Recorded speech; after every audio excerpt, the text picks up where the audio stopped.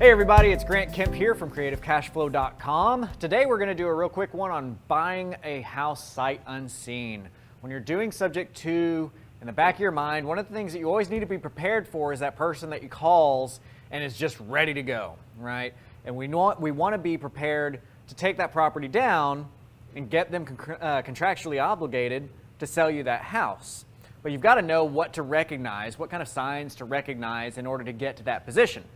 So one of the big things that you want to look out for, and I talk about this in our negotiating videos as well, is any kind of visual that puts the house over them. Anything that makes them say something along the lines of, I just feel like this is weighing on me. I just feel like this house is over me. I just want to get out from underneath this. Anything that has a visualization of this house or that loan being on top of them is a great indicator that those guys are ready to go. My number one favorite question to ask, and you can get your receptionist or whoever you have take your phone calls to ask this question for you. It's a great question to lead into what you were looking to do, is are you willing to sell for what you owe? If the person answers the question, are you willing to sell for what you owe, with a yes, buy the house. Get it contracted right then, okay? And what you're going to do is you're going to tell them at that point in time, okay, I understand that you're giving me the best deal that you can possibly give me, so I'm comfortable in committing to you that I will buy the house. So I'm going to send you a contract through DocuSign. This way you and I are on the same page, that you'll be selling to me, and I can come out and take a look tonight to make sure that everything is as you say. Okay? So that's just my little spiel that I'm going to throw at them whenever I get something like that. Okay, hey, I'm not here to beat you up on price. You've told me that you're willing to sell for what you owe, and that's the best deal that you can possibly give me, right? We really want to make them understand that. I'm not going to try and make you sell it for more than you can sell it, or for less than you can sell it for. So I'm going to do this. I will go ahead and send you a contract just so that you and me are on the same page. I'm ready to buy. You're ready to sell. And obviously watch my videos on how to speak to your seller about subject to, so that you can go through that spiel with them as well. And then give them this little blurb that I just gave you and let them know, I'll be out there, I'll be able to come out tonight, or I'll be able to come out tomorrow, but go ahead and let's sign now so that you and I are both on the same page. I'm committed to you, you're committed to me. I've got an option period in there because I do need to check and make sure that the house is in, a decent enough shape, that we're not complete. It's not going to take me $95,000 to fix up a house that's only worth $70. But as everything is the way that you say it is, I foresee this as being fine. We'll be able to move forward. We'll get it signed through DocuSign and go from there. Boom, done. Now, for my CreativeCashFlow.com members, I have a recording of this happening. It was funny because as I was teaching people how to do this in my mentoring training, a lot of people just don't believe. They're like, you can't buy a house over the phone, and I'm just not going to be able to do that. So I told them, I was like, okay, well, look, I'm going to put my phones on record, and that way I can put something out in front of you. The next call that I got from a seller, I bought the house over the phone in under 20 minutes, and it was using this same thing. So what I've done for my CreativeCashFlow.com members is I've got that uploaded in your resources page.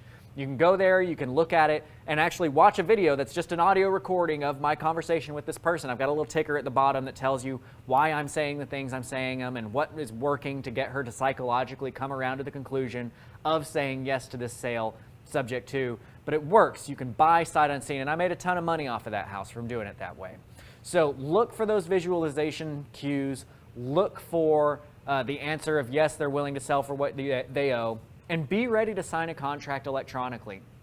Part of the underlying bit of what I've said here is, hey, I'd send you a contract through DocuSign. So those of you who don't have DocuSign can imply, maybe I should go get DocuSign. DocuSign or any kind of other e-signature software, you need to have that on and ready to go, right? There's not like a ton of houses that are going to require this throughout the year, but every so once in a while you're going to have a house where having DocuSign is the difference between you getting a signed contract and not getting a signed contract. So pay the money every year. Just understand that that might be the difference maker at some point. It's not going to be the difference maker always, but that might be the difference maker at some point. I typically get 3, 4, 5 houses a year where that's the difference maker. I'm able to get a contract on a house because I was able to email it to them, and it just makes it much easier. The number one priority that you have is getting a contract. Always get the contract. Always get the contract. That's the only reason you're there. Without a contract, you don't have a deal. So it's easy to reprioritize and think that other things matter more than they do when they don't. But what you're shooting for is a signed contract. At the end of the day, you want an option contract. Option contracts are your friend. Option contracts, what that says is that says that they are obligated to sell you a house. You're not obligated to buy the house. Okay? So you're not out anything. You're not out anything by getting an option contract, but you get that signature because that obligates them to sell to you. And there's something to be said for a physical signature happening on a piece of paper that makes sellers more in tune to what's happening, that really commits them to what's happening. For those of you who have read the book that I've recommended to you many times, which is Influence, the Psychology of Persuasion, you'll recall a chapter in there talking about POWs and how they were basically able to get information out of POWs without any kind of torture, just through subtle and small increments of making them physically write something and sign their name to it. The power of having a signature on a piece of paper is immense.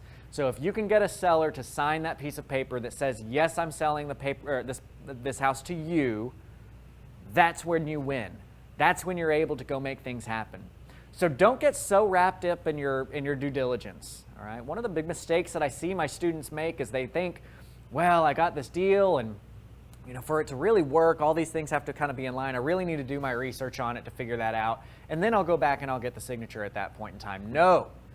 Get the signature up front. Get an option contract. Let the person know, hey, I'm going to have to do some work here, but I think this is something that I can get done. So let's go ahead and sign this contract. Let's get it going. And once I've got a commitment from you that says we're ready to sell the house at this price, that's when I'm going to spend all my time and effort going out and doing the due diligence and doing the research on whatever, your divorce papers and getting your divorce decree, or going out and doing the research on liens that you're not familiar with, any kind of stuff like that. When you've got these roadblocks that you think matter before you can sign the contract, they don't. The contract is step number one. Don't waste your time on all that due diligence unless you know that it's going to turn into a deal. Also, from that point, when you've got somebody ready to sign the contract and you've got somebody to that point where they say, yeah, I will sell for what I owe, I am ready to go with this, strike. That's when you have to strike. You have to get them signing when they're ready to sign. If you get away from that moment, they may never come back to that moment. They may never be ready again to sign that contract, and you might lose your opportunity. Get the signed option contract. Now, one of the other things that you might have to do eventually is get a hard contract signed, a contract signed where you do not have an option period. And that's something that I very much do not recommend you do until you've got 20 or 30 deals under your belt.